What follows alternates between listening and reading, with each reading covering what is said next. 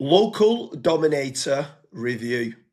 Today I'm joined with the founder, Eldar Cohen. Pleased to meet you, mate. How you doing? I'm doing well. Thank you for having me, James. This is super, super exciting. This is, yeah, like we tried to make this thing happen for a while. So super excited to be here. Thank you. Yeah, for sure. So I'm just going to jump straight in, Eldar. I want you to kind of tell me what you believe are the best free features. I've been using it for a while. I think it's an amazing tool, but I want you to tell the audience and people that are watching this what you believe are the best free features that you have within Local Dominator. Absolutely. That's awesome. So before I even talk about the best feature, it's really important to understand where's the industry going, right? Where is SEO going, right? And when we identify, where this industry is going, it was almost a year ago, we changed our entire roadmap.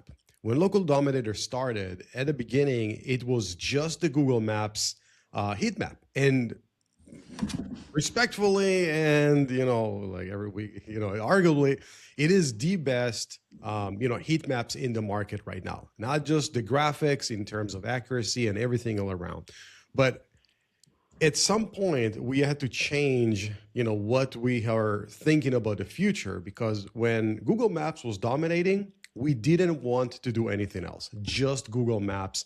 And this is why we invested so much. And you can see that there's a bunch of other tools and stuff, they have tons of stuff, but we didn't have anything. We just had our Google Maps tracker and we perfected it. We did everything we could and everything we can think of to make it the best there is. And then when we realized that the world is changing, SEO is changing, we have to move with a cheese. This is where we started to work on our AI tracker visibility. And we have worked on this for quite some time now. It is, I think it's live for about 4 months now, something like that, 3-4 months. And we had about 7 to 8 months worth of work prior to that. And it took us a very long time to develop this feature, because it's not just using API calls to the different, LLMs. It's actually goes and using our proprietary scrapers to scrape what the LLM does. So it is one of the best tools that you can use today to really understand what AI LLM engine is actually thinking. And why is that, right? Because if you're asking your AI, your ChatGPT a question, your question is going to be personalized. So we had to eliminate this to really understand what the AI thinks. So in order to do that, we had to build our own proprietary scrapers so we can really, open a new browser, conduct a search like a real user, manipulate everything around it to be able to do that, and actually get a true solid answer of the AI engine. So with that said, I think that our AI visibility tracker is state of the art and is one of the best out there. I am comparing different things, testing. It is freaking amazing to an extent that, yeah, like just it is. Just want to expand on that for anyone who's listening. So obviously, I've spoke to you a lot about this, and the AI visibility tool I think is amazing. For anyone that doesn't understand, can you just briefly explain why it's so much better to do it like a human would be doing it, as opposed to calling upon the API? Yeah, absolutely. So when you are making a call to the API is also grounded with different things that you give them, as well as the models. When you are using a fresh browser, the model that you get have more skills and more abilities to actually conduct a search. So the data that you're getting is not just from the database that they have; it's actually as they synthesize the answer for whatever they think will serve the intent better. So when you are doing a path where, let's say there's a query, right? Like, who's the best roofer in Dallas, right? If I'll ask this on my ChatGPT, I'm going to get a personalized answers based on my history. So for example, if I've already engaged with with roofers in Dallas, then most likely those roofers will be in the list and not necessarily the best one. When you are actually conducting a search, here is what's interesting. So let's say you're doing a search for who's the best roofer in Dallas. What the AI is doing, first thing is try to understand what is best. That's interesting, right? Because The AI doesn't know what is best for you, so it's trying to guess. So the AI thinks, well, maybe the users think that best means the best rated. So it starts creating an answer based on this logic. It's starting to feed itself. It's going into a little loop and then eventually gives you the answer. So when you're doing this flow directly as a user and you're not doing it by the API, you're not doing it from your personal account, you get a true answer that is valid, not necessarily, not valid is the word, but it's a true source of an answer of what the AI thinks without any background, without your background, without anything. You feed it through the API and the latest and recent model. Just a random question on this, where we're going through now a local dominator review, right? I believe that the AI visibility is amazing, and I knew it was going to be good because I knew how good the Google Business Profile tracker was. So I knew you was going to come out with something that was going to be brilliant for LLM visibility. Is there a reason, as being the founder, you didn't end up putting that away from Local Dominator and like to a different brand like AI Dominator, as opposed to it being sat in Local Dominator, which sounds more about the Google Business Profile and stuff like that? And I know you could say it's AI for local businesses, but did you ever have that kind of thought process of going, actually, this needs to go into AI Dominator? Yeah, I love this question because I think it shows your state of thinking. And it's, I also think that a lot of folks right now are getting really sidetracked with all this, all the tools that we have. And it's gonna connect me to my answer here. My first instinct was, you know what? I'm just gonna start a whole new company, right? I'll call it whatever it is, AI Tracker. That's one approach. The second approach is to focus on what I am doing, to keep my focus as narrow as I can. And think about it this way. So assuming I would divide it to two, we have Local Dominator and we have AI Tracker, whatever, completely separate. Separate engineers, separate teams, separate engineers, separate CRM, separate, like everything is separate. So now I have to spread myself thin between two businesses. And not only that I'm going to have to spread myself thin in order to make it work, I would literally need to start from scratch, right? Yes, I can use the audience and all that stuff, but still, my goal is to have one tool, one product that is freaking the best there is for agencies and local business owners. And now it's just business owners as a whole. So I think it makes Local Dominator stronger. It helps to the community by giving them, more resources from what they already know, and it makes me as the founder more focused and give me more, more wind in my back to be able to push this product, further. One thing that I kind of want to touch, and it's funny that you asked this because I literally, as I was driving today, I kind of recorded and I was talking about this. Now with AI, we all turn to AI vampires.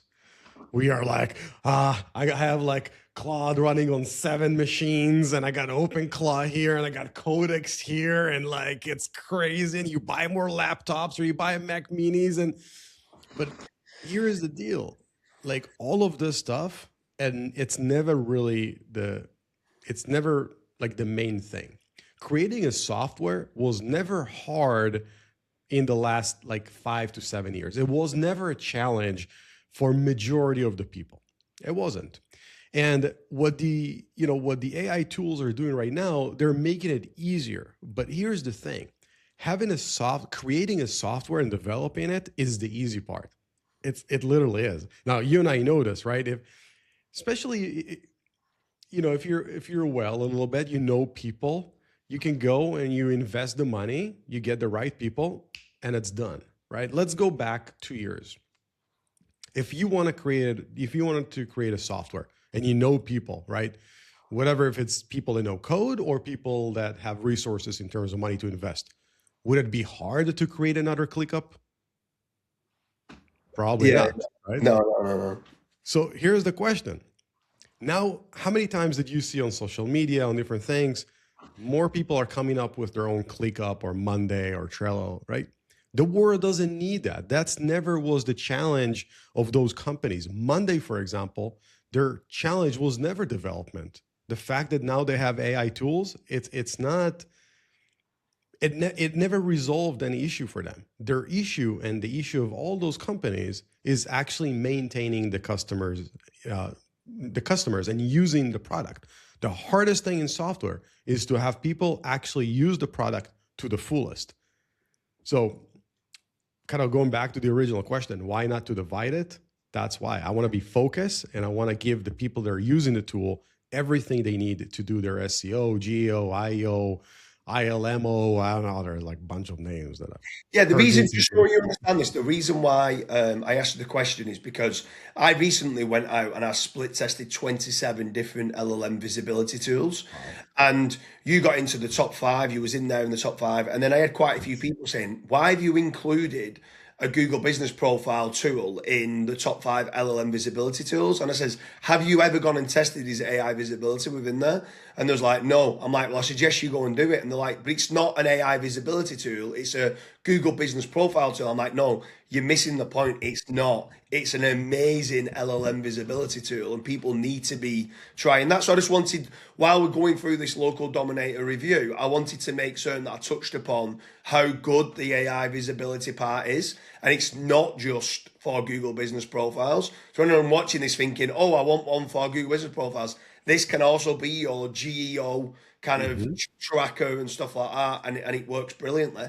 So I want to move on from there then. So obviously, I believe that Local Dominator is going to actually end up becoming a much bigger artificial intelligence LLM visibility tool than it is Google Business Profiles. And Hmm. touching upon that part now, because nearly every Local Dominator review talks about review velocity, doing the posts and everything around your kind of green goblins and stuff like that. I want to talk about the AI part. And what are you finding? You've got a massive data set now, and you're running this data set all the time with the trackings and the visibility. What are you finding are the main ways that people are getting cited by ChatGPT, by Claude, by Hmm. Gemini, by like AI overviews as well as AI mode? Like what you're finding is seems to be working the best from the data Yeah. you have. Yeah, absolutely. So it's crazy. I just posted, you might see it on YouTube, that we analyzed 2.8 like million URLs, and we filtered down and we stayed with 1.9 million URLs of businesses. But before I even go to that, I want to share something more interesting that I see in the data. You're from the UK, right? You're in the UK, and I'm in Israel or not, but it doesn't matter. We're looking at the world as a market. Here's a very interesting data. As of right now, Europe is leading when it comes for AI search and AI visibility and things of that sort, which is really interesting because before I looked into this data, I thought that the US is, especially in terms of the agencies and stuff like that. But the European countries already adopted the AI visibility ahead of Google My Business. And in the States, it's not there yet, which is a very interesting thing. So kind of like, looking at everything, it's really interesting to see how those, how will it move, if it's going to be in tandem, and if not, maybe the US will stay stronger with Google My Business and Europe with AI. I don't know. Now, going back to some data that I have. So here's something that we found, and I started this research because of the major AI tools that creates websites. So when you go to Claude or you go to Codex or whatever tool and you ask, "Hey, build me a website," right? It doesn't build the architecture of the website based on data. It's doing it based on what it thinks will be best, what it will be clean, and what would be the most visible, pleasing to the eye in a way. So, and tell me if you had this experience. You had one of the tools create a website for you, and then they built a page with like 3 or 4 folders, like your domain, services, location, like forward slash forward slash forward slash your page, right? Have Yeah. you seen that? Yeah, And absolutely. Yeah. and that's how they build. So based on the data that we analyze, um, when we cut down AngelList, Yelp, all the directories with a 1.5 million, we found out that short domains that closer to the root, what's called flat, not nested, meaning domain / whatever you have, these get indexed and cited 60% more in combination with the rest of the stuff. So 60% of what is getting cited in LLM is actually short domains. Interesting, right? Yeah, I've seen the case study on this. I've seen the video on it where the flat line seemed, well, the URL structure was a lot that, and everyone seems to be breaking them down into categories, subcategories, and then posts, and some of them are five tiers deep away. Yeah. And like, yeah, and that's what AI seems to be building at present. Yeah. And here's what happens, right? We trust the AI, right? Like, did you see, like the other day I posted that too. Yeah, there's so many goofy things like games you can like ask the AI to spell something and it'll spell it completely wrong. Like ask Claude to spell Google and it'll spell it, it will tell you there's 2 L's in Google, for example. I mean, supposedly this tool can help you build a spaceship, but it doesn't know basic things, which means the AI as of today, and it's probably going to stay like this for a little bit, maybe not forever, but the AI as of today is only as good as the person behind it that steers the wheel.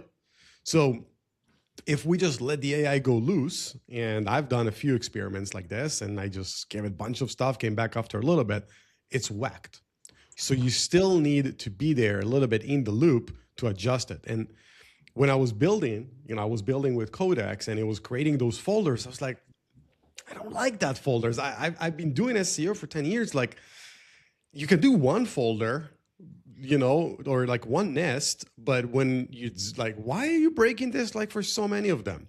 So this is where I went to the data and I've asked that question. I was like trying to figure this thing out. Interesting. Like, Right, really I've got some quick fire questions for you, and you're not allowed to start changing the question that I ask you, right? Because you're good at doing that, right? So, with regards to this local dominator review, if someone's wanting to use it for a Google business profile, in your opinion, if they could only use free features for local dominator specifically for Google business profiles, what free features do you think are best on local dominator? Yeah. So I would say first I would say the AI audit. So not the AI audit, but the site audit. So you can fix your website so it's going to rank on Google. The Google My Business Management, which allow you to manage your Google My Business, upload posts, answer reviews, all that good stuff, and the review velocity that gives you a good insight of what's going on in reviews, so you can understand, how your review velocity is compared to your competitors.